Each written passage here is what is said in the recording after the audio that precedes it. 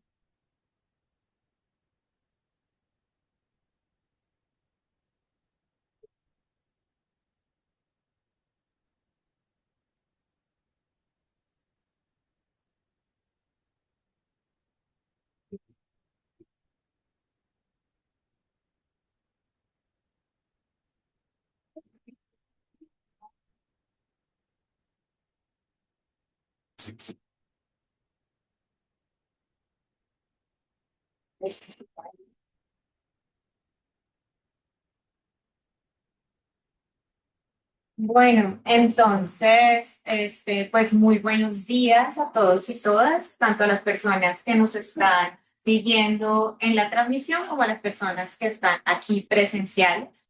En orden de pues ir con el tiempo, vamos a comenzar de una vez. La conferencia de hoy está en el marco del evento de la primera jornada de doctorados de Ciencias Sociales y Humanas de la Facultad de Ciencias Sociales y Humanas, un evento que pues para nosotros es muy importante porque es la primera vez que tratamos de unir todos los doctorados, y cuando se estuvo planeando con los diferentes coordinadores de posgrado se notó la necesidad de tener una conferencia específica sobre ética de la investigación, y por eso se citó al Comité de Ética de Investigación.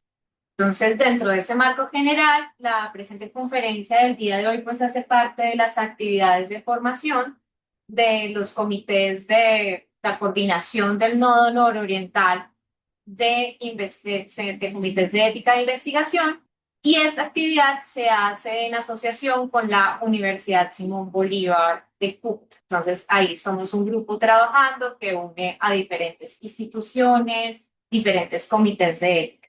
El proceso que vamos a tener, pues va a ser muy sencillo. Tenemos dos presentaciones. Está el presidente del Comité de Ética, el profesor Daniel Rafael. El profesor Daniel Rafael, que nos hará la presentación de qué es el SAINS, y posteriormente yo haré algún tipo de acotaciones sobre qué pasa en ciencias humanas y sociales. Luego de las dos presentaciones abriremos un espacio tanto para preguntas y pues por supuesto tanto los que estén en el formato virtual como aquí presencial, pues los invitamos a dialogar. ¿Listo? Entonces, profesor Daniel. Bueno, muchas gracias. Buenos días a todos y a todas presentes y en línea. Eh, Tal como lo dijo la profesora Natalie, entonces esto hace parte de las actividades del comité, del nuevo coordinador y ciencias humanas. La primera parte del ejercicio va a ser presentar el comité. No vamos a hablar de ética, sino directamente del comité. Entonces, ¿cuáles son las funciones del comité? Pues nosotros somos un comité que está establecido por norma. Existe un manual de funcionamiento que es el que nos legisla. Es un manual de funcionamiento que fue reformado hace poco. La fecha de aprobación es de noviembre del año pasado. La presentación se las dejaremos públicas, entonces no hay conflicto con los números y las fechas. Nuestra función realmente es esa, la primera, supervisar y asegurar la ética en los proyectos de investigación, obviamente proyectos de investigación científica. No, si quieren saber cómo funcionamos, denle una mirada al manual, obviamente es el que nos da las directrices para operación, y lo que hacemos como objetivo es que toda investigación se realice bajo los principios de ética de manera rigurosa. Entonces, ¿qué nos dice el manual? ¿Qué nos dice? ¿Cuál es el marco general que tenemos? Nosotros somos un comité que se basa en principios. es una forma de acercarnos al problema. Como somos un comité de ética de la universidad, entonces tenemos que acoger a todo el mundo. Funcionamos con esta lógica de principios, pero los dos cruciales para todos los tipos de investigación son beneficencia y no maleficencia. Independiente de que estemos en ingeniería, en ciencias naturales, en salud o en ciencias humanas, los dos primeros son cruciales. Mientras que para el escenario que hoy nos convoca aquí es crucial para la investigación con humanos los conceptos de justicia y autonomía, que vuelvo y repito, no aplican para todo el mundo. Obviamente nosotros como sistema tenemos un marco normativo, la ley hace parte de cómo funcionamos, hay un marco internacional, yo creo que para todos es claro desde Helsinki, que tiene una revisión del año pasado, este año, la declaración de UNESCO de cómo funcionan los comités de bioética, obviamente a nivel país hay un conjunto de regulaciones y pues institucionalmente también tenemos regulaciones bien específicas que no necesariamente aplican para todos los comités de todas las universidades de la misma forma. Entonces, ¿qué tenemos nosotros? Pues obviamente tenemos guías éticas para investigación con humanos, no médica, en humanos. Cuando trabajamos con animales de laboratorio, en el caso de ciencias o salud o en humanas, pues hay guías específicas y hay manejo específico para trabajar con animales de laboratorio. Si trabajamos en genética, biotecnología o datos, pues también tienen distintos tipos de legislación y obviamente en todos los casos estamos preocupados por la protección del medio ambiente. ¿Qué nos dice el manual? Entonces, el manual es el que establece cómo funciona el comité y pues obviamente es guiar a la comunidad en los procesos éticos de investigación. O sea, esa es como nuestra. El manual está disponible desde la intranet, pero también está disponible desde internet. Si ustedes ponen en su buscador manual CINCIWIS, les debe aparecer. O sea, no es solo dentro de la universidad, sino que está totalmente visible. Y esta es la ruta que tenemos, pero con un buscador aparece, no se preocupen mucho por eso. Entonces, ¿cuál es nuestra misión y cuál es nuestra composición? Pues vuelve y juega, les he hecho bastante énfasis, revisar y avalar el aspecto ético de las propuestas de investigación que se realizan en la universidad. Obviamente se basa en esos principios que hemos discutido y crucial, beneficencia y no maleficencia, que son como nuestros puntos fuertes de referencia. Obviamente debemos garantizar la protección y defensa de la dignidad, los derechos, la seguridad y el bienestar de los seres vivos en el sentido más amplio posible de la palabra, que participan en los estudios de investigación y nos preocupamos por conservar el medio ambiente. Eso es como crucial. Entonces, ¿qué hacemos? Todo lo que esté relacionado con investigación en seres vivos. Los seres vivos muertos también hacen parte de las preocupaciones del comité. Partes de estos, bien sea de humanos, bien sea de animales, de plantas o de microorganismos. Obviamente, manejo de datos genéticos, muestras, tejidos y demás. El comité está integrado por 8 miembros. El primero es el representante o el vicerrector de investigaciones. Es un representante que tiene voz pero no tiene voto. La Facultad de Salud, que es el grueso de nuestro trabajo, porque es, digamos, los que más están involucrados en este sentido, tiene 3 profesores representantes. Hay un profesor representante de la Facultad de Ciencias Humanas, en este caso es la profesora Natalie, un profesor de la Facultad de Ciencias, que en este caso soy yo, un profesor de la Facultad de Ingenierías y un representante de la comunidad. Excepto el representante de la comunidad, todo el resto, todos los profesores debemos tener conocimiento de investigación y conocimiento de ética. Y con el conjunto de profesores que podemos votar, se elige un presidente y un secretario. En este caso, yo estoy funcionando como presidente, por eso es que estoy hoy acá aquí con ustedes. Entonces vayamos a la parte que potencialmente es la más interesante para los participantes desde la universidad, la presentación de las propuestas. La primera afirmación que quizá es central y que nos vayamos con ella, el comité no obliga a nadie a presentar. Es decisión del investigador o de los investigadores presentar la propuesta.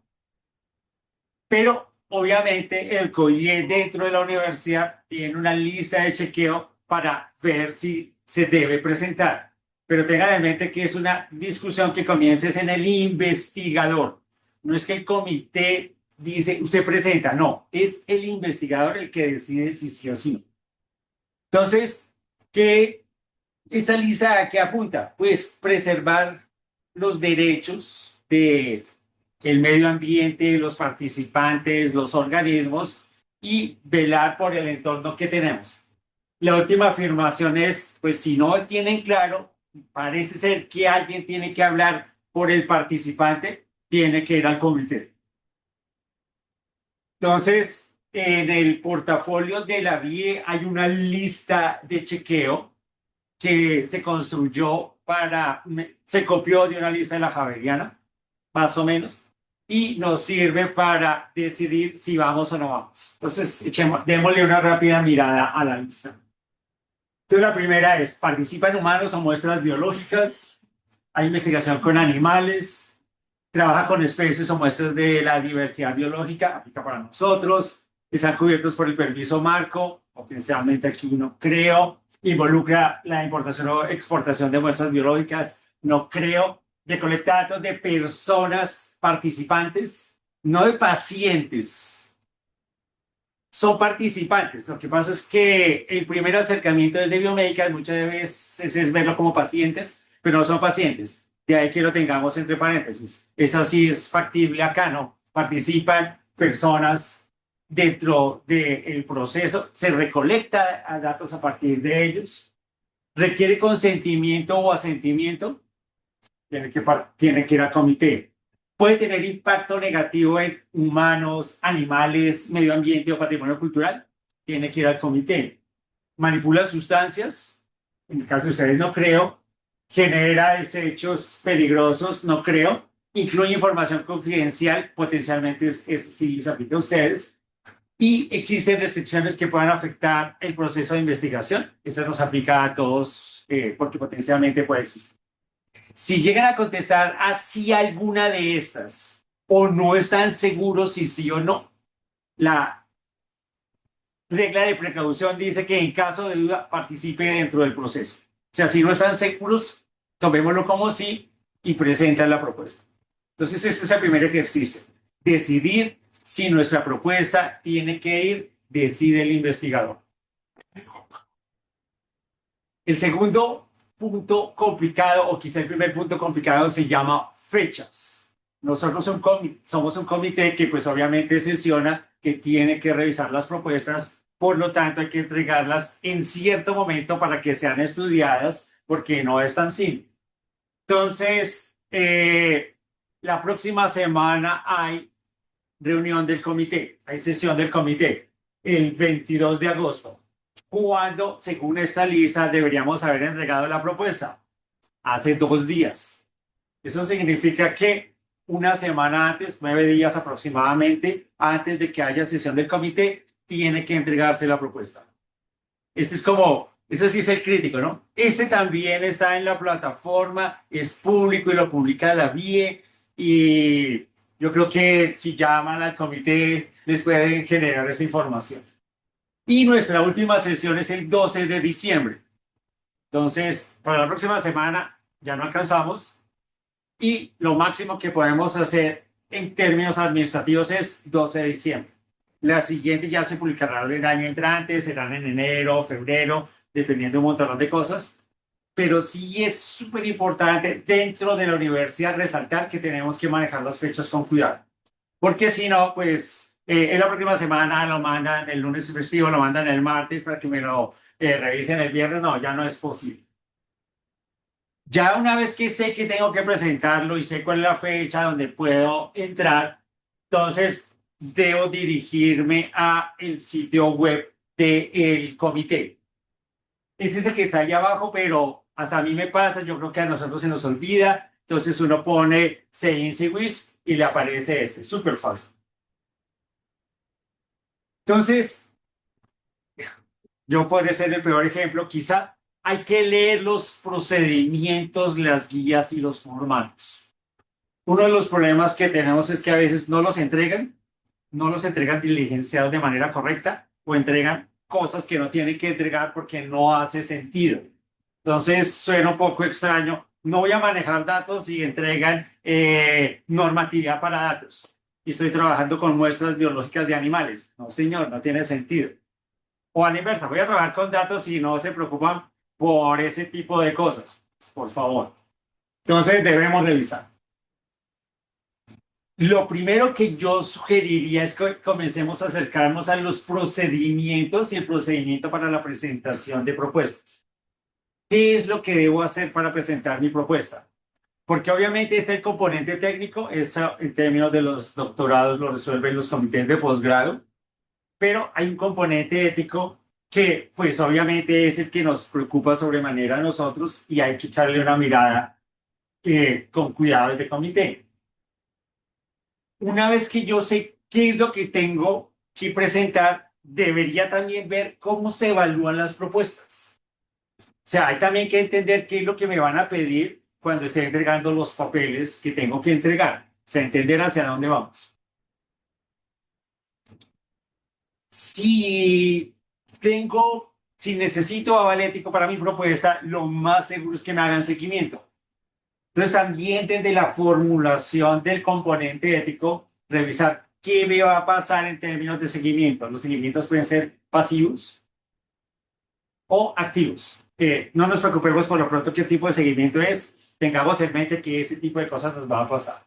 Y que de una vez no es mala onda. Casi siempre a todos, en general, a todos los proyectos se les está haciendo seguimiento. Es muy poco probable que haya un proyecto al que no se le haga seguimiento.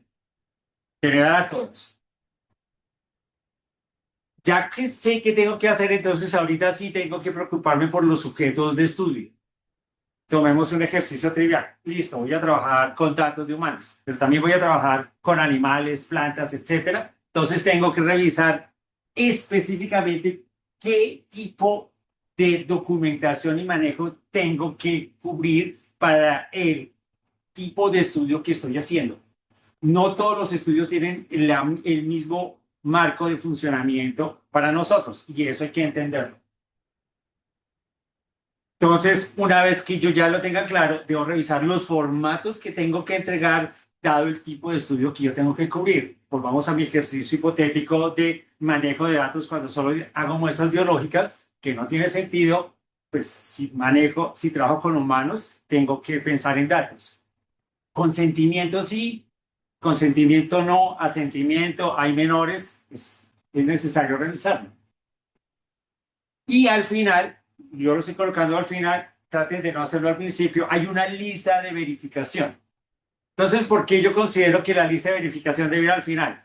Porque uno ya lo tiene mentalmente preparado, entonces ya es solo chulear. Tengo la hoja de vida así, la tengo en el formato la tengo en CIVILAC, listo. Entonces solo coloque el vínculo. No nos tienen que mandar toda la hoja de vida, solo necesitamos el vínculo del CIVILAC. ¿No tienen CIVILAC?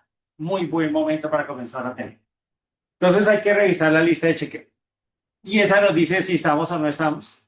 Y pues como institución, cuando ustedes entregan la lista de chequeo con los chulitos, firman. Y cuando firman, dicen que ustedes revisaron eso que tenían que revisar. O sea, hay un cierto compromiso entre las partes inicial para que nos manden todo completo. Obviamente,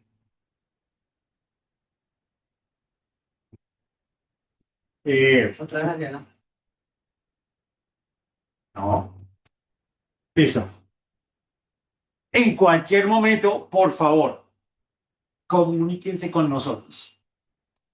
Y en el caso de ciencias humanas, yo sé que Natalie, si ustedes la contactan, ella les generará la respuesta si la tiene a mano o buscaremos entre todos la respuesta. Esta sí es como la cosa crucial, ¿no? Contáctenos para poder hacer el tránsito como mucho más sano, porque en algunos casos por no preguntar terminamos dando vueltas en círculo, lo cual no tiene sentido. Entonces, la primera y la última. Ustedes deciden si llevan su propuesta y en caso de duda, pregunten. Gracias.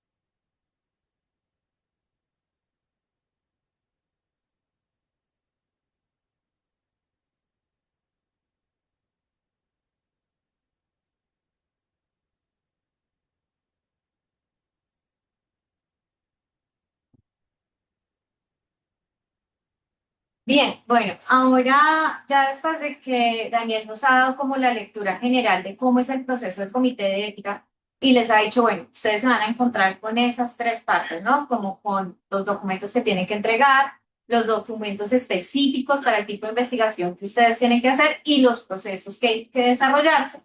Me gustaría que nos centremos en esto. ¿Qué pasa en ciencias humanas y sociales y nuestros retos desde el contexto, es decir, desde ya un poquito más en uso? Primero que todo, y esto trayéndolo de la política nacional, tenemos que pues esa política de ABIC, como se conoce toda esta estructura de los comités de ética a nivel nacional, pues se centra, como leemos acá, en fomentar la apropiación de una cultura basada en ética, bioética e integridad científica, que promueva y oriente la reflexión colectiva, participativa y plural en los procesos de ciencia, tecnología e investigación desarrollados en Colombia para el desarrollo social con justicia y equidad. Por eso al principio yo les decía que esta es una actividad del NOD, porque digamos que el Comité de Ética de la universidad, si bien tiene la primera función, que es darles pues un aval ético que garantice que la investigación está cumpliendo con los requisitos, el Comité de Ética está conectado, como les decía al principio, con otros comités de ética, ya sean de instituciones educativas, ya sea de hospitales y demás, que en la zona. Y luego de la zona a nivel nacional, en donde ya tenemos la red de comités y que tratan de hacer esta gran política, ¿vale? Y que si ustedes ven, nos manda un proyecto mucho más grande que simplemente revisar proyectos y dar aval. ¿Sí? Es decir, la idea del proyecto es grandísima. Y como vemos, no simplemente es uno de los campos, porque a veces pensamos que es bioética cuando estamos en ciencias médicas o de la salud, ética aquí, sino los tres, y pensando también el tercero, que es el de integridad científica, ¿no? Es decir, ética, bioética e integridad científica. Y es un proceso, y yo creo que es un poco lo que ahora tenemos que mover el comité de ética. No solamente nuestra función es dar el aval, sino también el proceso de formación y también el proceso de transformación. Es decir, cómo hacemos que realmente haya una reflexión colectiva, participativa y plural. Si ustedes saben, pues todo comité de ética necesita esa representación plural, por eso también tiene que haber una persona de la sociedad civil, también tienen que haber de diferentes facultades y también pues elevamos las voces de las otras personas. Y está pensado en eso del desarrollo social con justicia y equidad, es decir, cómo hacer ciencia que realmente esté impactando en el nivel de la equidad y la justicia. Entonces, ante eso, pues lo que a nosotros nos queda obviamente es el tema de la pregunta y es el de, oye, Mario, no, pero lo paso por acá. Mm.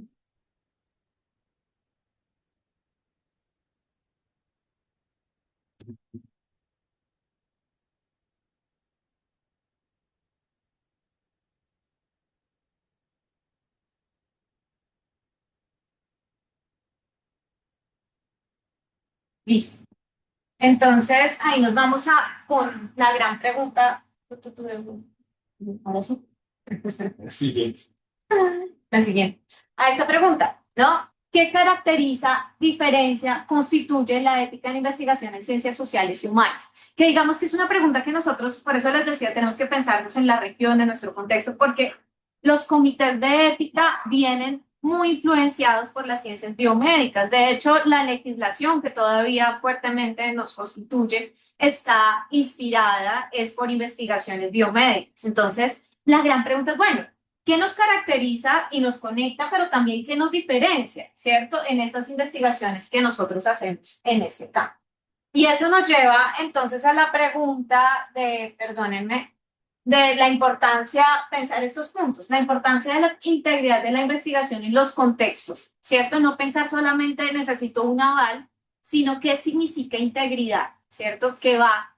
Y por eso, por ejemplo, muchas veces nos dicen, no, pero es que usted está diciéndome cosas como del objetivo y eso no tiene que ver. Como que quisieran que el comité de ética leyera, léanme el apartado de principios y vea que tengo los tres principios y díganme que sí. Sí, eso es todo, pero no, porque es que es un proceso de integridad científica, ¿cierto? Que va en todo el proceso. Y eso va a nivel internacional, como les decía el profesor Daniel, con las legislaciones, a nivel regional, que sería esta política que nosotros tenemos, e institucional, pues ya nuestro comité de ética y cómo funciona y reglamenta la universidad. También tenemos que pensar las diferencias con las investigaciones con humanos de las ciencias de la salud. Y ahí hay un problema de reglamentación que muchas veces nos encontramos en el mismo comité de ética, porque la mayoría de reglamentación pues viene prestada de las ciencias de la salud y decimos nosotros, bueno, pero eso se aplica o no aplica. Por ejemplo, un caso interesante con lo de los testigos. Para las de la ciencia de la salud y demás, siempre se necesitan dos testigos dentro del consentimiento informado. Pero para muchos de las ciencias humanas y sociales, por el tipo de información, pedir dos testigos puede ser complicado porque digamos que estamos hablando de un tema de una privacidad compleja, de unos procesos de violencia muy complejos, que entonces, ¿cómo funciona el tema de los testigos ahí? ¿Cómo manejamos esa, digamos, esa vulnerabilidad propia que puede ser diferente? Y tercero, las críticas que desde las ciencias humanas y sociales a las mismas dinámicas de las versiones clásicas de los comités de ética de investigación. Este es un tema como, bueno, y nosotros, claro, el comité de ética hace unas cosas, pero ¿qué podemos nosotros alimentar a esos comités de ética que, como les digo, han estado muy centrados en las ciencias de la salud y qué nosotros podemos decir a ellos? Entonces, en ese sentido, lo primero que tendríamos que decir es que la ética de la investigación se refleja como una actitud de integridad, como les decía, en todo el proceso, ¿cierto? Y esto pues lo tomamos de acá y dice, ¿cómo se ve el carácter moral de estas investigaciones?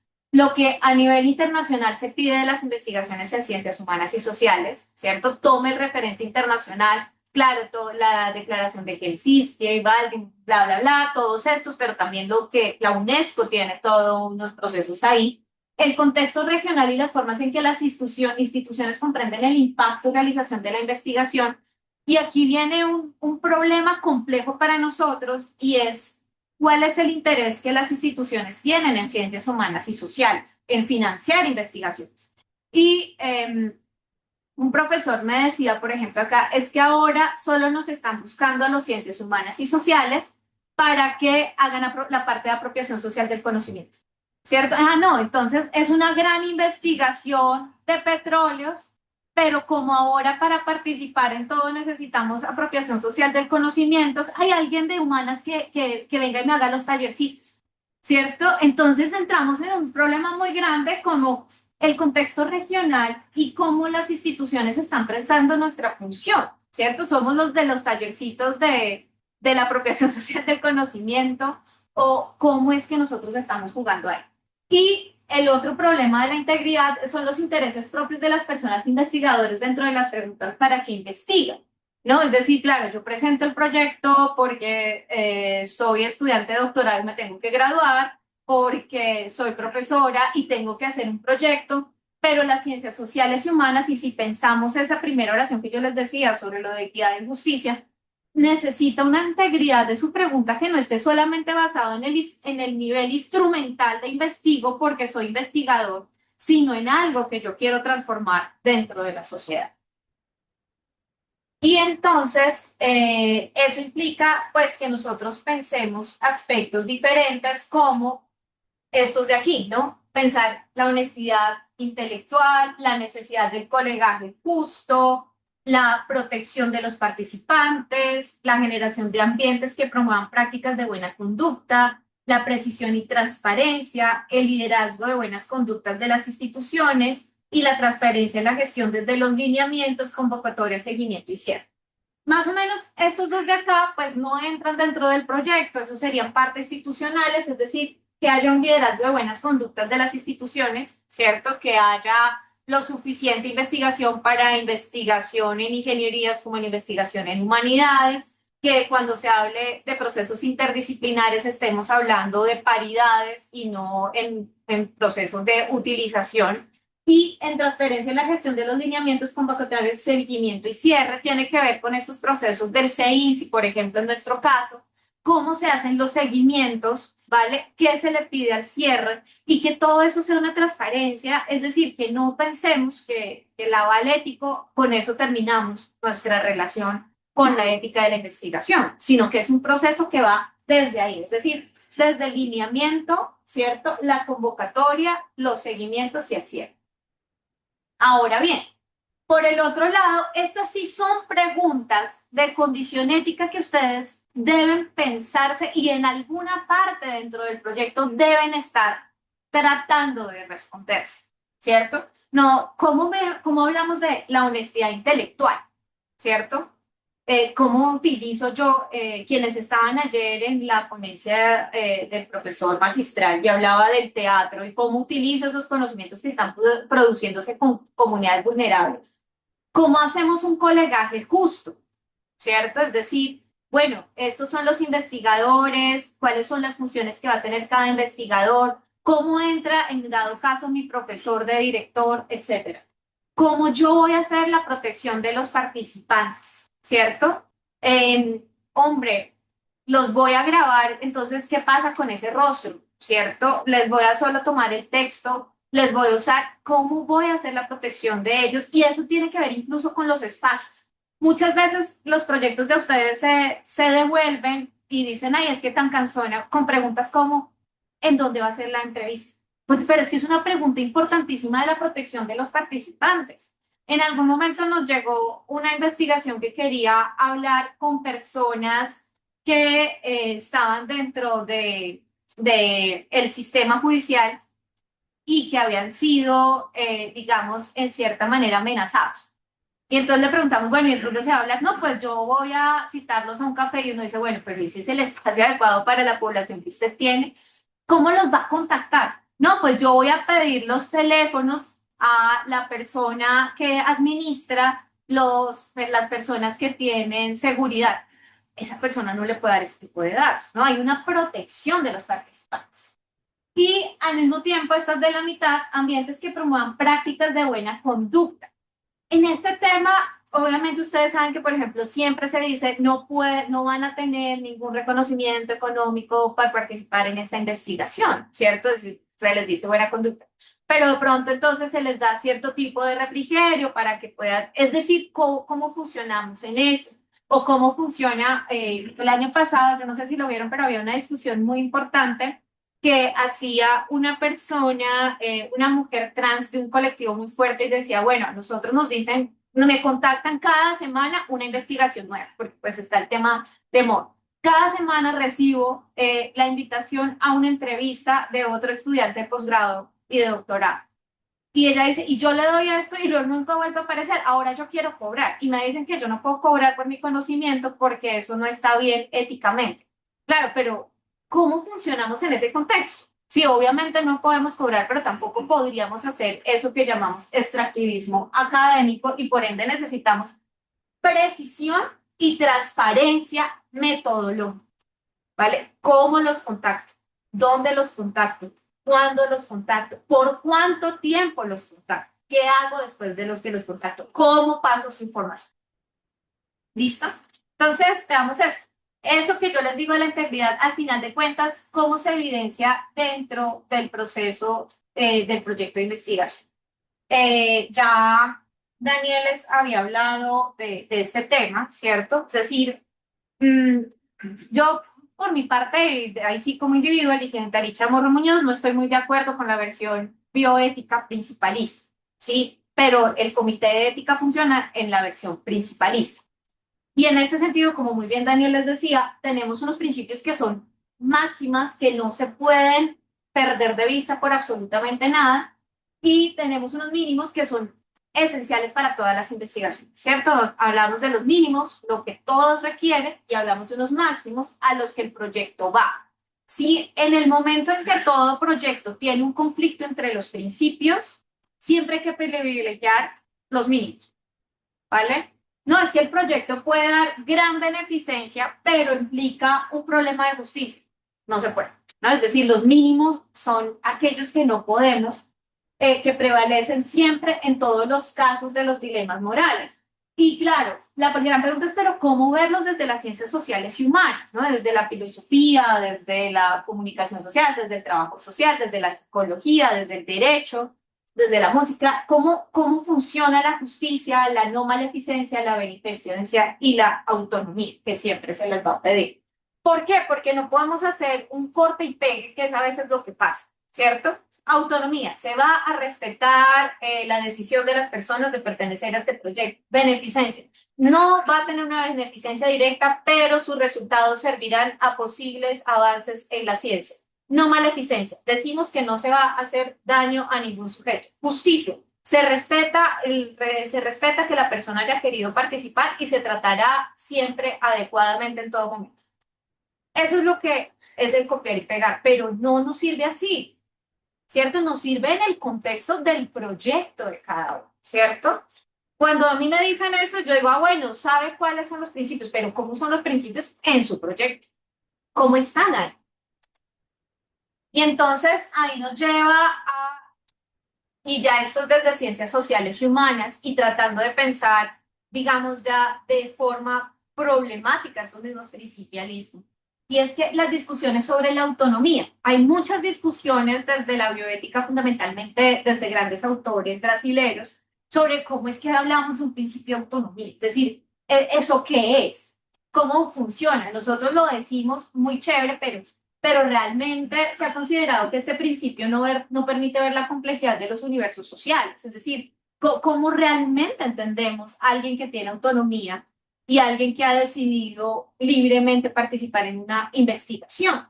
Entonces, por eso no puedes dejar de ser visto en relación con el aspecto de la justicia. Está en la este ética de la investigación para las ciencias sociales es uno de esos autores que más ha criticado esta versión principalista y ha dicho, vea, autonomía y justicia tienen que tener una forma de espejo, porque la justicia es la que permite saber cuál es la población, cómo la estamos determinando, por qué puede accederse a ella.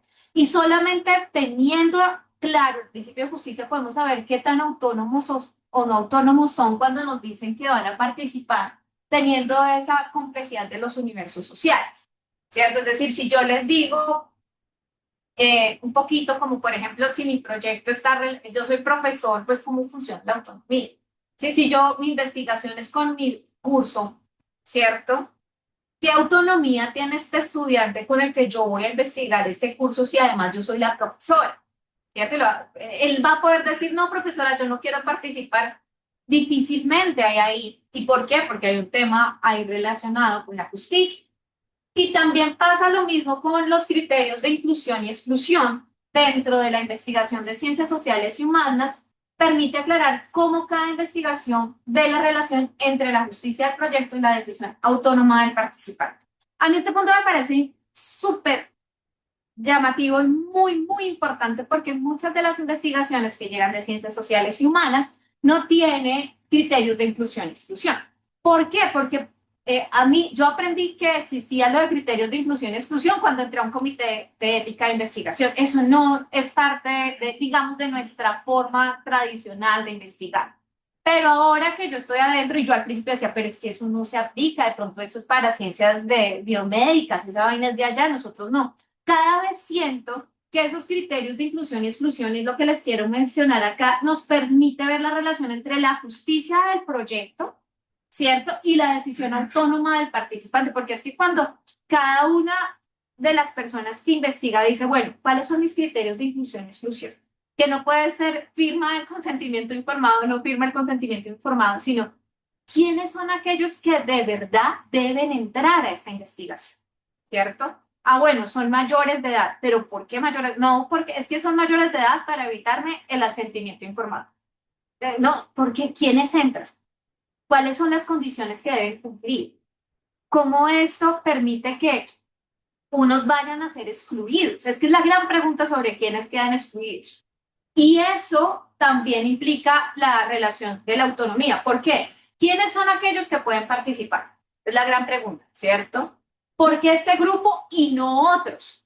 ¿Y por qué dentro de la investigación? No porque es que no quiero hacer asentimiento, ¿cierto? O es que, claro, muchas de nuestras investigaciones, y pues es lo más normal dentro de nosotros, es que pues es en donde yo trabajo, ¿sí? Yo voy a hacer una investigación con estudiantes de educación física en el Colegio Rosa. ¿Y por qué en el Colegio Rosa? No, porque yo trabajo ahí.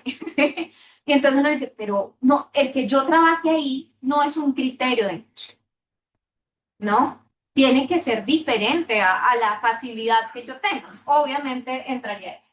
¿De qué manera esta división surge de la necesidad de la investigación y no de la comodidad para el investigador? Exacto, es eso.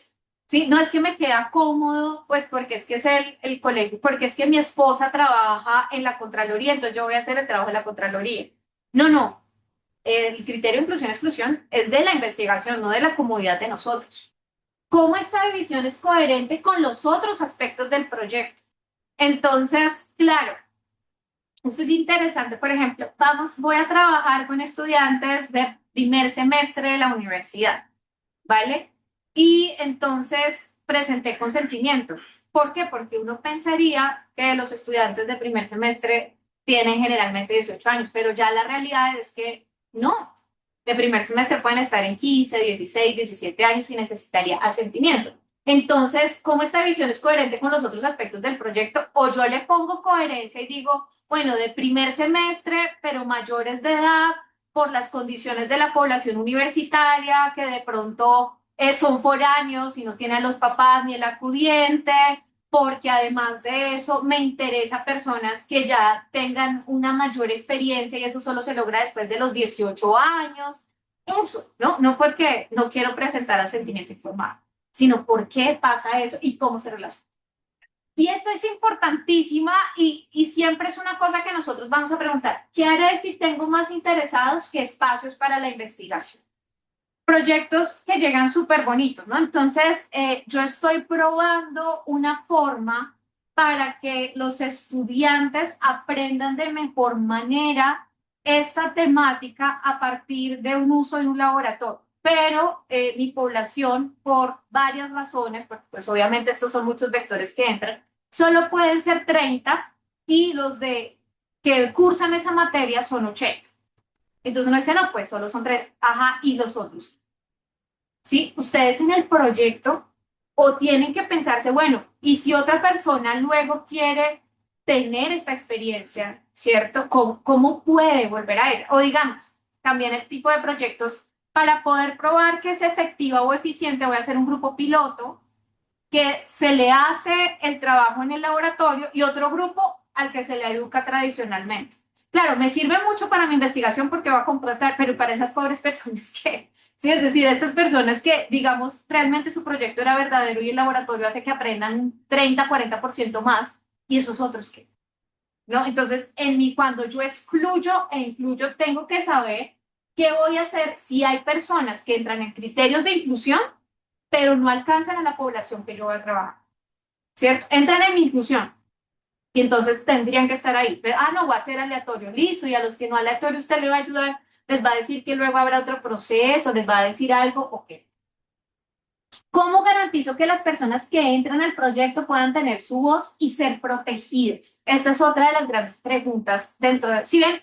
¿Por qué no podemos pensar inclusión y exclusión y justicia y autonomía como sea? Nosotros los pedimos separados, ¿no? Y les decimos cuáles son los de autonomía, cuáles son los de justicia. Pero vean que hay una forma interna en cómo funciona y es, vale, ¿cómo va a estar la voz? Y eso para nosotros de ciencias sociales y humanas es fundamental. Sí, es decir, las ciencias sociales y humanas se basan en la posibilidad de la parte, digamos, liberadora del desarrollo de la ciencia. Y eso implica entonces pensar eso, ¿cierto? No es simplemente protección de datos, ¿vale? Es que claro, nosotros, no, pues está la ley de protección de datos, pero ¿cómo le vas a garantizar que tengan voz? ¿Cierto? ¿Y cómo les vas a garantizar que estén protegidas? Sabemos que está la protección de datos. Seguramente tú puedes copiar y pegarla en el proyecto y seguramente decimos nosotros, sí, ahí está pegada. Pero realmente en su investigación, ¿cómo va a funcionar? ¿Cierto? Y en este punto, dentro del consentimiento informado, muchas veces se los devolvemos por un aspecto y es cómo se van a volver a socializar los resultados. Y ahí hay una voz y ahí hay un proceso, ¿no? Es decir, yo fui, supe esto, lo publiqué en un paper, nunca volví a la comunidad. No, hay que hacer procesos de volver a la comunidad y socializar, ¿cierto? También en el consentimiento informado tiene que decir que esa voz se respeta y esa protección se respeta en la medida en que si se quieren salir del proyecto en cualquier manera, en cualquier momento pueden hacer, que pueden retirar sus datos, ¿cierto? Que en ese sentido funciona la autonomía en relación con la justicia. Ahora bien, hablemos de las discusiones sobre beneficencia y no maleficencia. Claro, eso, como les digo, nos viene de las ciencias biomédicas. Y bueno, aquí mis compañeros del CENSI nunca me han escuchado hablar de estos temas, de mis complejidades con los principios. Pero yo creo que es que no nos tenemos que pensar cómo funcionan en ciencias sociales y humanas. Y María Florencia Santi hace un texto muy interesante de la ética de la investigación en ciencias sociales sobre un análisis de la vulnerabilidad en la investigación social.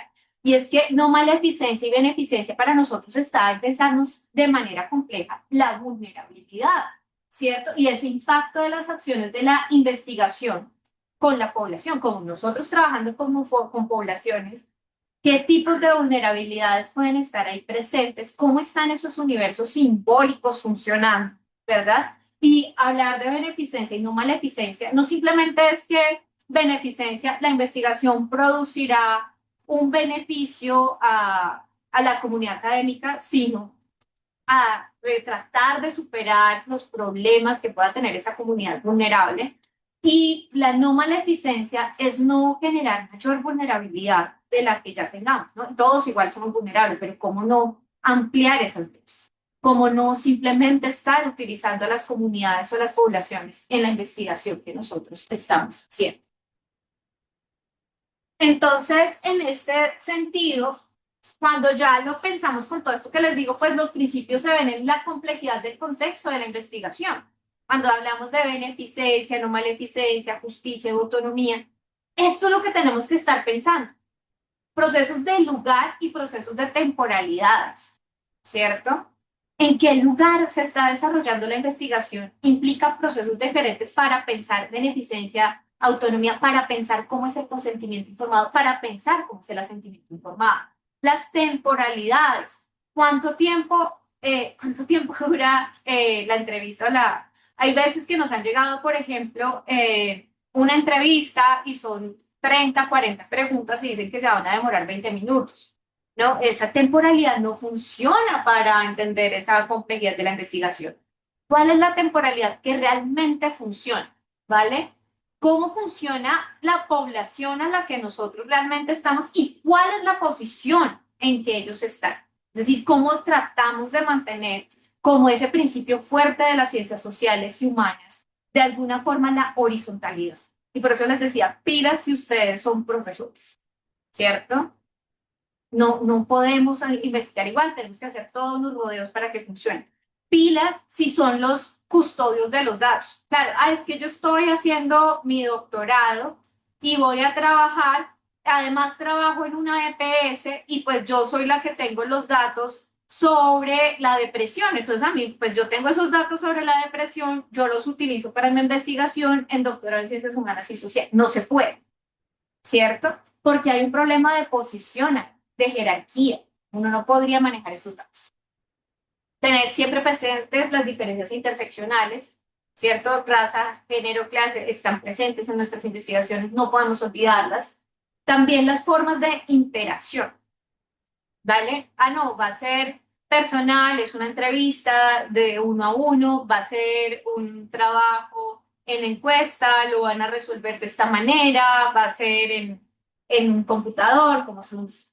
¿Cuáles son esos resultados esperados y cómo yo los voy a socializar ¿cierto? Ser muy claro y tener en cuenta fuertemente y siempre el simbolismo presente, esa cosa que es propia de nuestras lecturas de ciencias sociales y humanas, de cuál es el simbolismo que puede estar funcionando en estas investigaciones y qué tipo de respeto a la autonomía, ¿cierto? Y qué tipo de no maleficencia hay para no dañar esa parte de los símbolos y esas partes de las vulnerabilidades. Esto pasa mucho como, por ejemplo, en investigaciones de comunidades indígenas y entonces nos decían no necesitamos tales documentos pues porque solo les vamos a hacer entrevistas. Claro, solo entrevistas, pero ¿qué les vas a preguntar? Porque una pregunta puede estar afectando el sistema simbólico de la persona, ¿cierto? No, no es que no les vamos a aplicar ninguna inyección, no les sacamos sangre.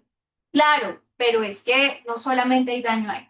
¿Cierto? Entonces, por eso les decía, no es proteger no solamente el nivel físico, fisiológico del sujeto, sino su dimensión simbólica. Ahí es en donde se mueve lo nuestro, porque obviamente no esperamos a que no haya nivel físico, fisiológico de datos. Y ahí entonces, además de los principios que implica un proyecto que cumpla con la integridad, entonces ahí yo quiero decirles que es muy importante pensar en lugar de la producción del conocimiento. ¿Cierto? Es decir, ya en ciencias sociales y humanas, ¿cómo se piensa la comunicación? ¿Cierto? ¿Cómo estoy pensando cuando yo me le acerco a la comunidad? ¿Con quién es mi enlace? ¿Cierto? Entonces, en metodología, yo digo, bueno, yo voy a trabajar con esta comunidad, lo primero que voy a hacer es hablar con esta persona que es el enlace, esta persona que es el enlace me va a propiciar tales datos, voy a tener una reunión informativa, después de la reunión informativa haremos los consentimientos informados, después de los consentimientos informados organizaremos sesiones, estas sesiones van a ser en este lugar, van a ser grabadas, no grabadas. Exacto. ¿Cómo se piensa la comunicación dentro del... ¿Quiénes son los dueños del saber? ¿Cierto? Es decir, yo creo que nuestro gran problema con el extractivismo académico es real, ¿no? Es decir, ¿cómo no caemos en extractivismo académico? O lo que está pasando, les digo ahora, con que piensen que nosotros simplemente dentro de las investigaciones grandes somos los que hacemos los tallercitos de apropiación de social conocimiento. Entonces nos dan ya el conocimiento y el trabajador social que contrató la investigación y que le da interdisciplinariedad va y aplica el tallercito, ¿no? Entonces, ¿quiénes son los dueños? ¿Y cómo funcionamos en autoridad? ¿Y estamos aquí solo para cumplir con un proyecto o se tiene un deseo de transformación? Y yo creo que esta es una pregunta que, obvio, el CENSI tal vez no le va a preguntar, pero cuando ustedes se piensan en la beneficencia, ¿cierto? Y dicen, bueno, de pronto esta entrevista no le va a dar ningún beneficio específico a la persona más allá de tratar de entenderse a sí mismo, pero este proyecto en sí sí debe tratar de ir a un deseo de transformación. ¿Cierto? Ya sea a escala, cuando uno habla de eso, pero debe intentar. Y como les decía, pensar el lugar de la dimensión simbólica de la interacción. ¿Cómo se va a respetar los tiempos y espacios? ¿Cómo se va a manejar la información confidencial? ¿Cómo voy a volver a dar los resultados? ¿Cómo se va a hacer si se tienen relaciones de poder? ¿Qué se hará si una parte de la población no se ve beneficiada con la investigación? Son las preguntas que ustedes tienen que responder en sus procesos de, ¿vale? Esas son muy importantes en esas interacciones. Lo de la información confidencial, por ejemplo, es muy importante dentro del consentimiento informado también, ¿cierto? Le va a tomar video, le va a tomar foto, va a haber transcripción, en dónde se guarda. Este ha sido incluso un problema dentro del comité de ética porque se tiene que estar en un computador de la universidad, pero y bueno, y si usted es estudiante y no tiene computador, ¿cómo funciona?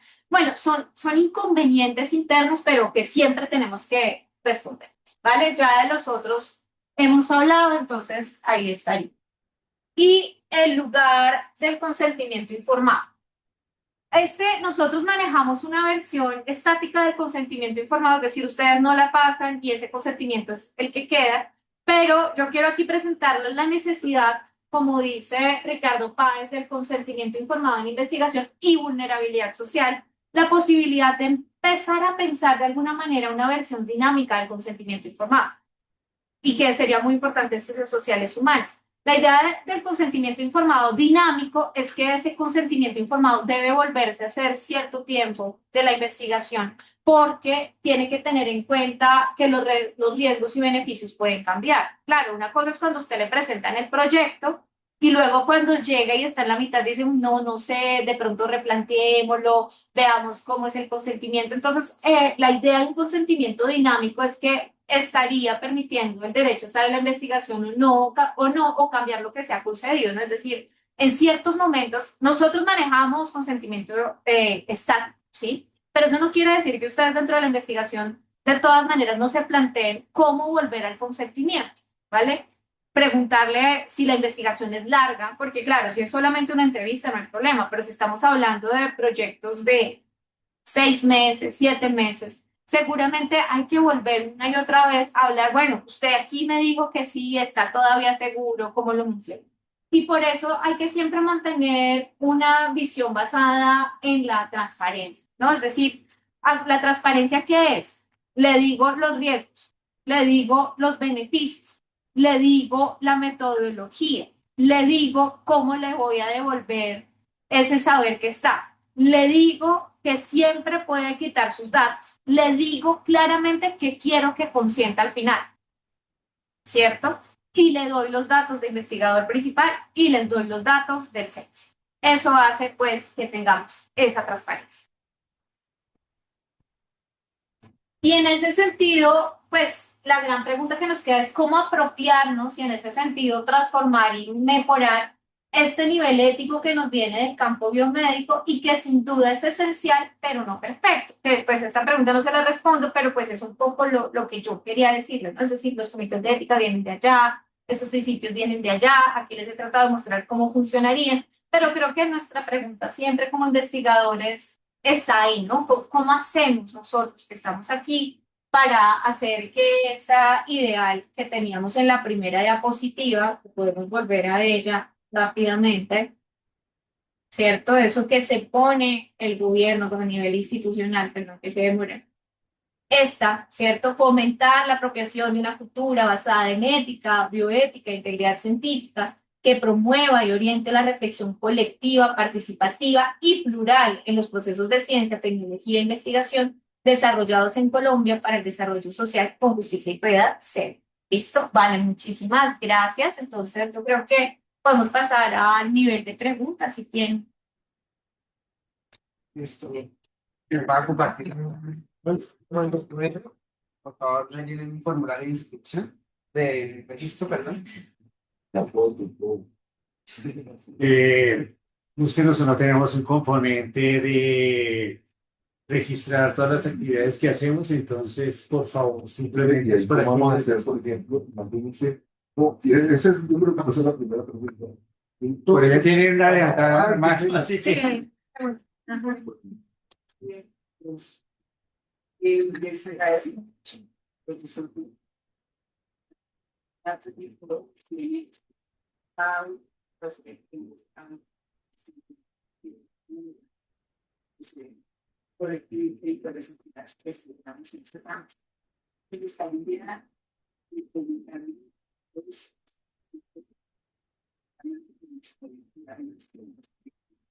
el campo de la educación. ¿Y qué nos pasa? Que tenemos mucho de la estos estudios o de ella son estudiantes. Entonces yo les diría que están en cuál sería la forma adecuada de hacer la convocatoria para hacer la muestra de esos estudios que vamos a hacer y cómo sería el empleo de esas estrategias pedagógicas. Entonces, supongamos yo voy a hacer esas estrategias en la clase que yo voy a dar. Sí.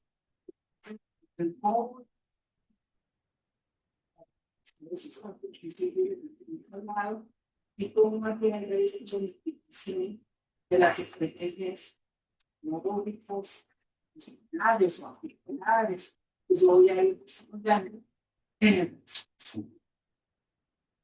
Sí, yo creo que ahí lo primero, y es algo que, por ejemplo, hemos visto que adolecen a veces los proyectos, hay que hablar de investigación al aula. Es decir, hay ya todo, digamos, un paradigma de investigación que es investigación en el aula, ¿cierto? O investigación acción participativa. Entonces, como les decía, esto es una cosa que va de transparencia. Si yo en metodología ya he dicho que es investigación en el aula, y que tiene que ver con estos, o investigación, acción participativa, y que son modelos que están funcionando en esa parte, ya de una vez, eso sería primero, que metodológica y teóricamente esté sentado en el paradigma de qué significa investigación en aula o qué significa investigación, acción participativa. O u otro, ahorita me acuerdo de eso. Número dos, que la institución también sea descrita, no acorde solo de que yo, investigador, trabajo acá, sino que la institución también tenga, digamos, en sus propias dinámicas aspectos que le permitan en la investigación, ¿cierto? Es decir, no simplemente yo trabajo acá, sino, bueno, mire, esto es una institución educativa que tiene estos y estos factores, y por ende esta investigación acá, no solamente porque estoy yo acá, sino puede servir, ¿listo? Entonces, la descripción de la institución y mostrar que el proyecto de investigación, así lo aplicara otra persona, así pero en otro momento, sirve y es absolutamente adecuado para ello. Número tres, tener muy en cuenta las relaciones de jerarquía y explicarlas, ¿cierto? Y debe quedar explícito tanto en el proyecto como en el consentimiento como en el asentimiento. Debe decir, bueno, que yo soy tu profesor, este tipo de actividades que haremos de tal a tal hora o en esto no afectarán tu nota. No soy aquí ya tu profesor, soy tal cosa. Y en ese mismo sentido, además de que eso quede muy claro, siempre sí se recomienda que exista, ya sea la función de coinvestigador, ya sea la función de auxiliar de investigación, que haga parte del nivel de lograr el consentimiento o el asentimiento, ¿vale? Que el asentimiento no sea yo profesor, porque es que esa relación va a estar siempre, sino que pues haya posibilidades, por ejemplo, de que sea el investigador, sea otro profesor de la institución, sea el profesor externo, sea un auxiliar, el que haga el proceso, ¿cierto?, de reclutar a los participantes. Y finalmente, y eso es muy importante, que si no se va a aplicar a todo el grupo, se diga qué se va a hacer para que los que no pudieron participar tengan los beneficios de la investigación. Esos son. Listo. Señores. Sí, Ah, sí, perdona. Jorge. esto no. Respecto de esto que mencionaba, porque como ahora lo tienen algunas facilidades para todo el mundo, probablemente en algunos proyectos se habla de evidencias del tema de presupuestos de gasto. Eso también debería entrar entonces en el proceso. Es decir, si uno tiene que tomar evidencia de que se hicieron talleres, reuniones, pues habría que adicionarlas además de, por ejemplo, lo que normalmente hace es hacer impuestos. Sí, claro, pero hay que tener cuidado con ciertas cosas. Por ejemplo, la toma de fotos, tradicionalmente para una cosa como seguimiento de la actividad, no tiene que tomar rostros de las personas, sino que simplemente tiene que mostrar las actividades.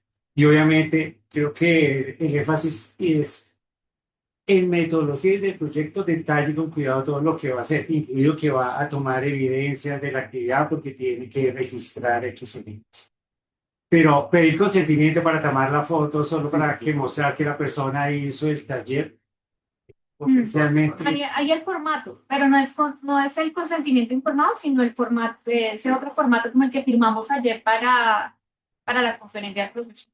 Entonces, las actividades de divulgación no son de investigación. Sí, exacto. Entonces, eso tiene que quedar totalmente claro. Una cosa es que usted pida consentimiento para labores de investigación y otra cosa es que firme consentimiento para, bueno, ni siquiera consentimiento, o sea, no, es un formato más como aliviado y que en algunos casos ciertas actividades se pueden manejar de manera eficiente. Usted no tiene que tomar fotos de los. Esas son directas fotos de las actividades. Ese es un consentimiento mucho más simple que se puede manejar, se maneja sin testigos, perdón. Entonces, sí tiene que tenerlo, no es investigación, sanamente lo declare porque también sí, eso es importante. Lo necesita saber que usted va a colectar información, pero que cuando la colecta sea una cosa de esas como llene la encuesta, cosas por el estilo. Se puede hacer de una manera más simple recolectar información de que se hizo la actividad. Y respecto de algo que mencionó la profesora de Lima, pero en función de las prácticas docentes, Resulta que ahora las prácticas docentes tienen un componente de formación e investigación muy importante. Es que los licenciados tengan esta actitud de estar renovando y innovando pedagógicamente a través de una investigación en un aula. Y efectivamente la práctica docente está definido que la práctica 2 es para hacer una observación. En esos casos, claro, él está en el programa, yo la etcétera, etcétera, pero ahí sería importante, sería necesario hacer un proceso, algún tipo de proceso de aprendizaje. En este preciso no es, en este preciso momento no lo tenemos, pero pues tocaría ver. Pero ahí también la pregunta es, ¿lo están haciendo para investigación o solo por entrenamiento? Para la parte de entrenamiento. Porque es que si usted va a tomar, o sea, si yo simplemente le voy a explicar a la persona, mire, este es un consentimiento informal. Sí. ¿A qué consentimiento informal son esos? Dos palabras mágicas, decisión del investigador. En este momento el comité utiliza es posgrado, pero nos han llegado un montón de proyectos de pregrado y nosotros no tenemos, o sea, no hay nada que evite que veamos proyectos de pregrado, pero lo trae el investigador. Si el estudiante que está haciendo la práctica es un investigador, porque tiene investigación formal y decide entrar al comité, okay. Pero si es formación, yo creo que entonces es una discusión con los programas. No, además es una asignatura. Sí. Sí, pero se llama práctica, por ejemplo, Y es que de la pregrado. asignatura se llamará investigación en el aula. Entonces, si se llamará investigación en el aula, va a ser un proyecto de investigación, va a ser una propuesta, hipótesis, método, resultado, discusión, conclusiones, etcétera, y va a tomar datos. Eso es una investigación, ¿cierto? Pero el proceso de formación es, yo le estoy mostrando cómo es un consentimiento, no le estoy diciendo aplique el consentimiento. Entonces, Pues eso, yo creo que es un tema interesante que tocaría, pues en este momento no es, pero valdría la pena pensar. pero legalmente y formalmente lo podemos hacer. El comité puede ver proyectos de proyecto. Sí. No tiene, o sea, no hay ninguna limitación en la norma. Es una cosa que tienen que discutir las mismas licenciaturas. Si eso que ustedes llaman formación va a convertirse en procesos de investigación, o simplemente se le va a explicar cómo hacerlo. Pues formalmente en el sentido de ir a aplicar el instrumento, post instrumento de intervención, etc. Más como hacer, la pregunta es hacer las licenciaturas, hacer los programas.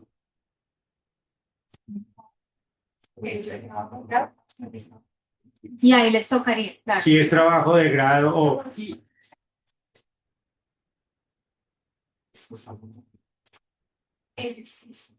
Ujú.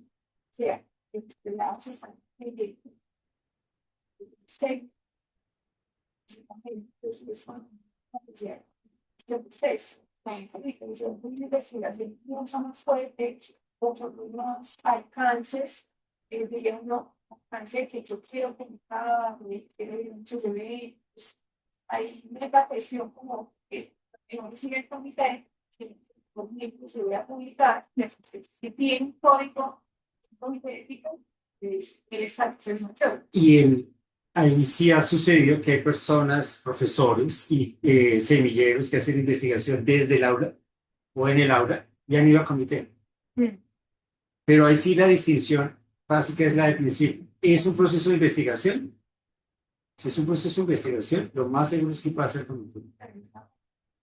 Y si lo quieren publicar, exacto. O si van. Pero yo quiero desligar un segundito del publicar porque entonces suena que solo para publicar. Ya que lo estamos viendo como docentes, la ética, yo creo que quedó bien clara en la presentación de Natalie, es un asunto de racionalizar, no solo de publicar. Hay que pensar la ética como parte del proceso de investigación, porque no es simplemente el componente chiquito de consideraciones éticas, no. Una buena investigación tiene un componente ético bien fuerte. Que pasa uno por el comité, pues eso es administrativo. Yo no sé, creo que había otra persona. Y en Creo que aquí lo que hablamos es una apreciación. O sea, yo creo que cualquiera de los trabajos que pase, lo que en realidad necesita es una muy buena argumentación de las decisiones que se toman. A la luz de cómo cuidar a todas las personas que participan de la experiencia. Todos los seres vivos, pues, Sí. participan de la experiencia. Eso es independiente de decir qué tipo de trabajo es, en qué caso se da, cuál es el enfoque. Yo creo que lo prioritario es justificar muy bien la toma de decisiones desde el metodológico para que se estructure. La racionalización es importante. Yo no sé por qué nada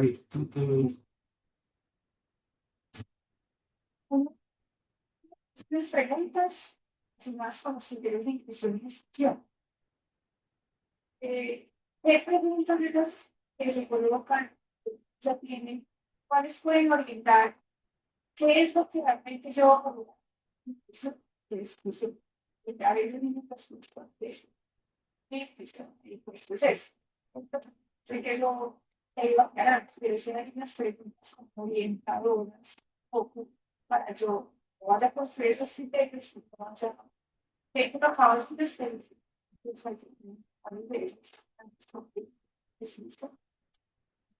Bueno, yo creo que igual lo primero sería remitirse a los documentos que explican criterios de inclusión y exclusión para tener eso.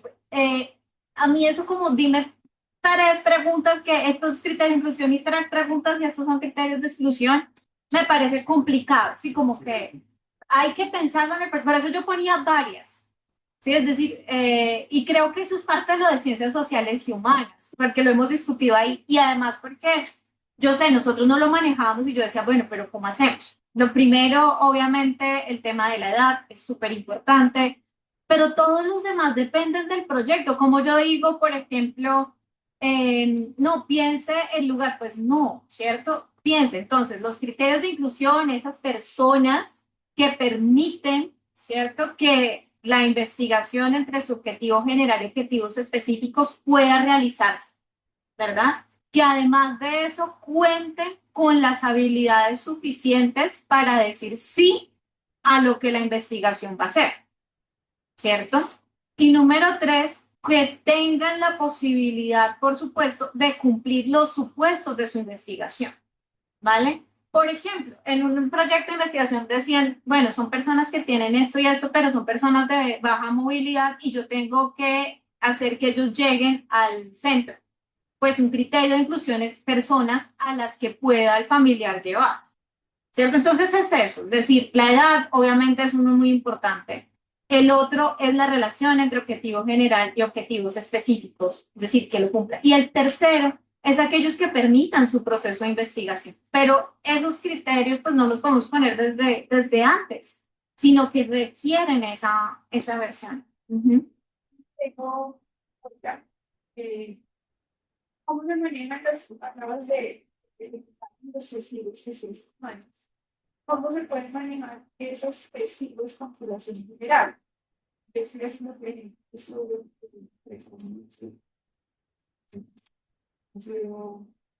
a medidas o, por Sí. ejemplo, Bien, que a mí me parece que la mejor solución es, antes, por ejemplo, no pedíamos testigos, y es que no es completamente obligatorio de ciencias sociales y humanas. Eso viene de las otras ciencias.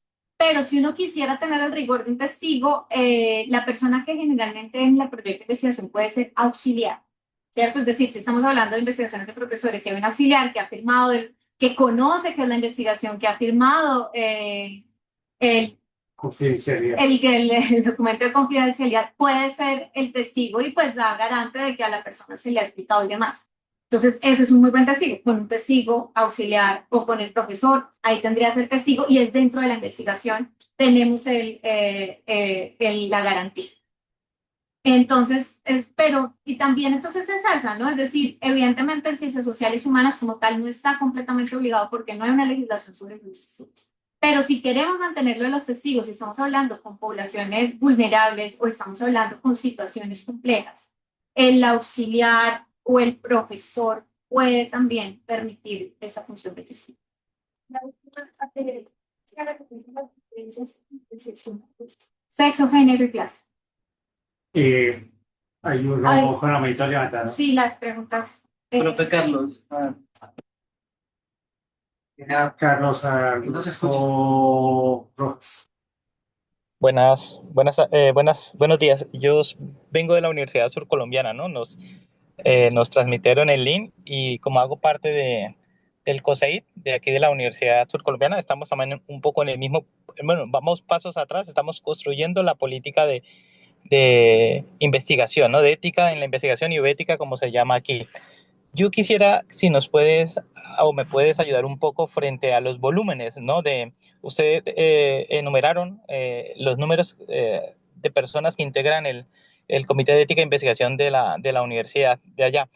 Y yo quisiera saber cuál es el volumen real que ustedes manejan y luego específicamente en ciencias sociales, cuántos proyectos se someten. Lo digo porque pues, somos seres humanos ilimitados y las universidades cada vez son más grandes y entonces no sé cómo lo trabajan para poder analizar y estudiar cada caso. Sí, bueno, el volumen es complejo porque como que tenemos tiempos de pico y tiempos de medio, nunca llano. Eh, este, nosotros tenemos por ahí, Maler, tú no tienes por ahí la información de cuántos proyectos Sí, se presentan. yo creo que, Pero para hacer entonces, el comité de... si los podemos. Sí, eso lo fue, pero pues entonces el comité de ética acá está conformado por hay 3 representantes de ciencias de la salud, ¿cierto?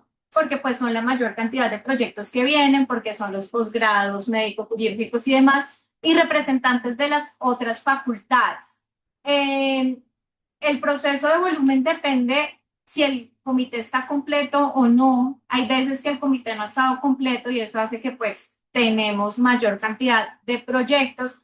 Y Carlos, ahí hay un problema y es que hay veces el sentido ideal del comité de ética es que las personas que evaluaran los proyectos pues sean personas que están relacionados con las comunidades, pero también la pluralidad sirve, es decir, también a veces es interesante uno reconocer y evaluar proyectos de otras áreas. Y en ese sentido también sirve la interdisciplinariedad y en ese sentido cuando han llegado más proyectos de los que podemos, pues entonces no es como que solamente el de biología trabaja proyectos de biología, sino que tratamos de trabajarlos de forma virtual. Y yo creo que Mahler podría darnos más o menos los datos de cuántos proyectos trabajó el año. No, pues dímelo acá. ¿Cuántos proyectos? Pero esa es la imagen como para. Ah, la imagen para compartirla. Sí. Ah, no, re bien. Sí tenemos el dato, solo tenemos los datos específicos. Y pues no, profe, evidentemente los procesos de comité de ética son complejos. Y acá, por ejemplo, una de las quejas que nosotros hemos tenido más fuertes es que se demora mucho, pero el proceso, lo que pasa es que a veces, si ustedes vieron las fechas de Daniel al principio, digamos que usted la pasó el día después de la fecha, esa ya no va a entrar a la siguiente y por ende se le va a demorar más y el investigador puede tener la perspectiva, la idea de que, uy, no, pero se me demoraron 20 días, pero el problema es que si no lo entregaste, pues ya sigue a la siguiente. Y si se devuelve, pues va pasando el tiempo, lo que hace que tengamos. Ah, bueno. Son los del 2024. Proyectos del 2024 que se presentaron en el CINCI todo el año. No, solamente 5, solamente un proyecto formativo. Sí, en el 2024. Solo hicimos 7 proyectos todo el año. Sí. Ah, de ciencias humanas y sociales. No, de ciencias humanas. Sí, yo sí dije no, pero exacto, ciencias humanas y sociales somos, digamos, la menor cantidad y en general. Y en el 2025 Vamos. se amplió más el volumen de proyectos. Esos proyectos en total. Sí, ese es el que queremos, porque el profesor quiere el del total. Ustedes. A ver, en doctorado serían 4, 6. ¿Sí? No, pero eso es humanas. Eso es humanas, el total de todo. Todos los proyectos. Sí, porque el profe quiere saber ese, el de total. Del año 25, 23. 24, que ya está cerrado. 173. Profe, 173 proyectos. De los cuales son el 10% ciencias humanas. Y menos del 10% ciencias humanas. ¿Sí, señor? No. Muchas gracias por ese dato porque, digámoslo así, que ese también se vuelve un reto para el comité, ¿no? Poder dar respuesta a todos los investigadores frente a sus inquietudes de los avales éticos, ¿no? Que es como parte de la responsabilidad funcional del comité, ¿no? Y entonces para ustedes, los miembros, pues se vuelve también un estrés, ¿no? Poder cumplir de manera positiva con la comunidad académica, ¿no? Sí, señor. Más o menos el número de proyectos que vemos por sesión Son entre aprox es entre 8 y 20. O sea, nosotros hemos tenido sesiones para convocatorias externas en los cuales hemos tenido 20 proyectos para una sola sesión. También hemos tenido proyectos de 8, 9 a 10. O sea, sí hemos tenido picos porque las convocatorias externas, pues obviamente generan un montón de cosas. Y una afirmación, el proyecto no la primera vez siempre queda avalado, ¿no? A veces eso genera un ciclo de, si la primera vez no lo hacen bien, por eso pregunten, pues entra una segunda, lo cual alarga los procesos en ambas puntas. Y bueno, puedo hablar de eso de aval. Porque se confunden. Señor, Yo tengo varias ideas.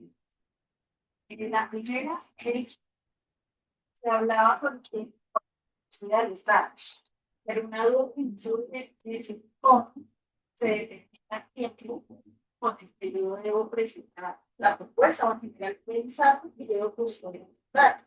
Porque, por ejemplo, a mí el doctorado se supone que son 30 años.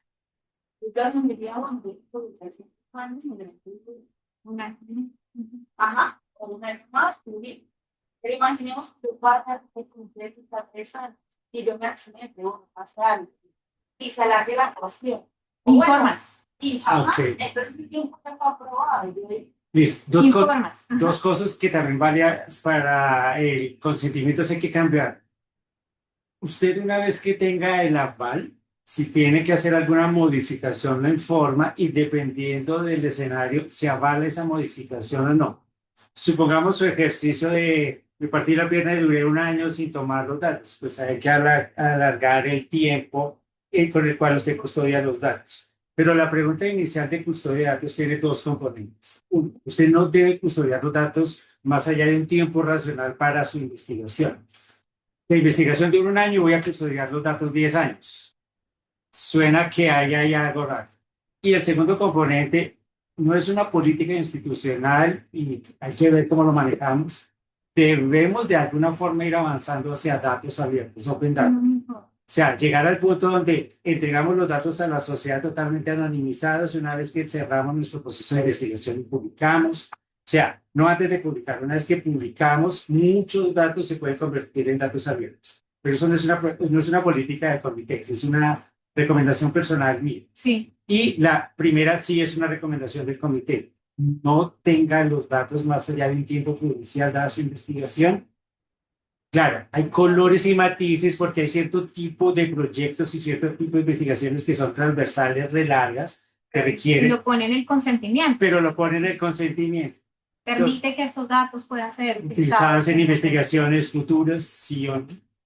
Entonces, toda afirmación es susceptible de discutir si más adelante tiene que hacer algo, pero es una discusión para el comité. Tiene que informarle al comité que va a hacer el cambio. No sé, estoy en el sitio A y me voy al sitio B porque tuve problemas en el sitio A por razones de movilización, supongamos. Entonces, esa es una afirmación que usted informa al comité, el comité evalúa su solicitud. Si su solicitud no genera ningún conflicto ético, no conflicto, hasta eso es en realidad otro proyecto, ¿no? Entonces, el comité suena muy rígido, pero también tiene un montón de salidas manejables que se pueden hacer. Son 4. Listo. Puede ser hasta 5, no hay problema. Sí, cuando se valida, bueno, ustedes ya, digamos, sí, Me avalaron. me avalaron. El componente ese. Y yo voy a hacer el instrumento de validarlo. Mi pregunta es, yo cuando lo estoy haciendo, utilizo el mismo consentimiento, pero ese consentimiento es un proyecto o sea, una prueba o lo ajusto también. No, porque la prueba piloto es dentro del proyecto. Pero el consentimiento el centro de que va a ser la persona de también a eso le va a sumar eso es para pilotos, ¿cierto? Entonces, diferente el otro consentimiento ya es para porque la muestra final, eso me queda claro. Entonces, no es el mismo, pero es un 90 y algo por ciento muy similar. Porque lo que tiene que decirle, Pero si usted le subsidiara si ya su texto fue aprobado, usted puede enviarle una subtitular a CNC para que revise Avalar. sí, para que avale, perdón, de la prueba piloto. Y ya nos ha pasado con ciertas cosas que el investigado durante el desarrollo de la investigación es que se ha no le alcanza la... sí, no, A ver, casi tamaño de la muestra. sí, son- Pero también que quede claro que no es que usted comienza con un piloto y milagrosamente descubre que va a hacer nuevas preguntas que no tienen ningún contexto en el proyecto inicial. sí, Pero no, es también para tener la duda. sí, era como, yo no le voy a decir, pero participando, en el piloto. pues cuando yo voy a hacerlo, yo dije, participamiento, de alguna manera dice, va a participar, yo me avaló Sí, el comité, y el de la prueba piloto, pues mi pregunta fue, yo busqué, pero no aparece nada. no aparece. Avalar, En este momento es si tú quieres, porque realmente no es que esté obligado. Sinceramente no está obligado. No, que tenga dos consentimientos, es decir, no aparece lo que ella dice. cuando se Estaba la prueba piloto desde adentro. Sí, exacto, pero no está. Pero bueno, pues sigamos porque no está. Y la otra con respecto al seguimiento. Bueno, enviar un correo sobre el seguimiento, pero creo que no me fue claro cómo se hacía el seguimiento. Si era cualquier fecha determinado para hacer el seguimiento, enviar como solicitando una fecha de reunión para la disposición funcionalística. Seguimiento. Ellos me envían ese fue y después un cierto para recibirlos, sobre que está sometido a favor de seguimiento y revisan los aspectos éticos que han ese correo de respuesta se debe decir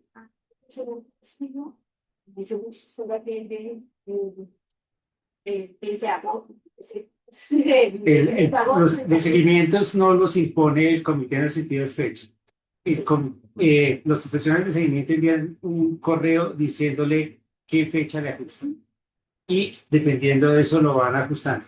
Porque pues se espera que ya haya más o menos iniciado el proyecto. Sí, a los 6 meses. Aproximadamente, depende del tiempo, pero que ya lleve adelantado. Incluso puede ser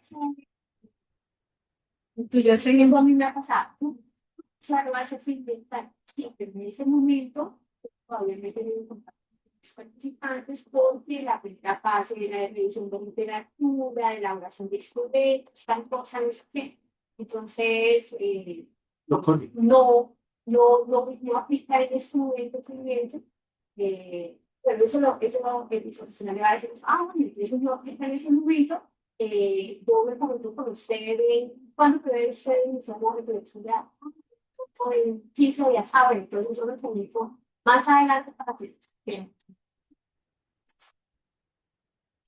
ellos me van a verificar pues aplicar el consentimiento mal, sí, esos aspectos éticos que usted claro, eso es lo que la persona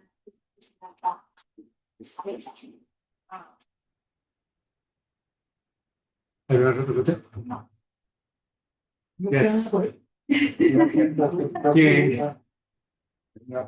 No sé quién levantó la mano primero, porque no sé. Señor. Gracias.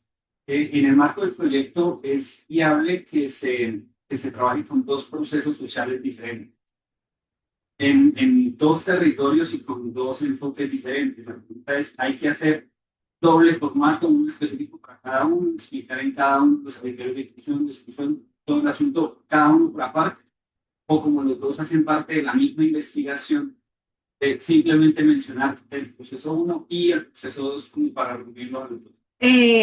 Pues es que depende, es decir, si el enfoque es diferente y vas a, digamos, las poblaciones son diferentes, puede ser que los criterios de inclusión y exclusión sean iguales si el proyecto te lo pide, pero si ya no, y son, digamos, ha pasado mucho. Mi población son, por un lado, profesores y por otro lado, estudiantes. Los criterios no van a ser los mismos, porque para profesores vas a requerir una cosa muy diferente que para estudiantes. O por un lado quiero saber lo que opinan los usuarios y por otro lado quiero saber lo que opinan los gerentes. ¿Sí? No, no van a ser los mismos, ¿cierto? En ese sentido, los criterios cambian, ¿vale? Y en ese, pero es la misma, es una metodología que cubre, la metodología del proyecto, ¿cierto? No es como que estemos en este momento pensando como que esto es un proyecto y son 12 adentro, sino que debes darle la coherencia interna, ¿cierto? General al proyecto de ciencias sociales y humanas. Y en los momentos en que hay una especificidad, porque el objetivo general dice que necesitas dos partes, entonces a esas dos partes vas a necesitar describirlas con sus criterios de inclusión y exclusión y con sus procesos diferentes. Como lo que te digo, no es lo mismo en donde me va a encontrar con el gerente a cómo me va a encontrar con los usuarios. Y al gerente lo voy a entrevistar y a los usuarios les voy a hacer una encuesta, ¿cierto? Pero todo eso es proceso de metodología. Entonces, piénsate, es un proyecto que sí debe tener una jerarquía completa y lo que entonces sí cambia son en esos espacios diferentes, pero que deben estar dentro de la homogeneidad misma del proyecto. Listo, espera un terminar. Se puede publicar en escenario. No, por ejemplo, hay escenarios donde un participante va a participar en una entrevista y después de un grupo de ese mismo participante. Yo simplemente ahora va a decir participar en una entrevista, va a participar en ¿cierto? Puede haber otros escenarios que van a ser sorteados. Uno va para una entrevista y otro va a utilizar su decir, ¿cierto? Usted puede que sea asignado a una entrevista o puede que sea ¿cierto? Pero si yo soy de colegio de formación en una ciudad, en un municipio, y en el otro municipio, es una entrevista, yo voy a tener costos de documentos diplomados diferentes. Es claro que ya es muy focalizado lo que usted va a hacer. Siempre lo que tenemos que pensar es que el sentido informado es un momento para que a las personas les quede muy claro qué es lo que ellos van a hacer. ¿Cierto? ¿En qué es que ella va a participar? ¿Qué se espera que ella haga? ¿Cierto? Entonces, si nosotros pensamos que ese es el propósito que esa persona tiene para informarse, entonces podemos saber si realmente voy a referir únicamente consentimiento o los consentimientos. No le hizo la pregunta, pero ya que estábamos debatiendo muchas cosas, el consentimiento y el asentimiento no son copia el uno del otro, el uno para adultos y el otro para menores, no. El consentimiento es consentimiento para adultos, el asentimiento es para menores y dependiendo de la edad, es posible que para un grupo de 15 a 13 sea un asentimiento, de 14 a 18, por ejemplo, por debajo de 14 sea otro asentimiento. O sea, es posible que para la misma población, dependiendo de la edad y obviamente dependiendo del acercamiento a lo que uno espera del sujeto, sean distintos instrumentos.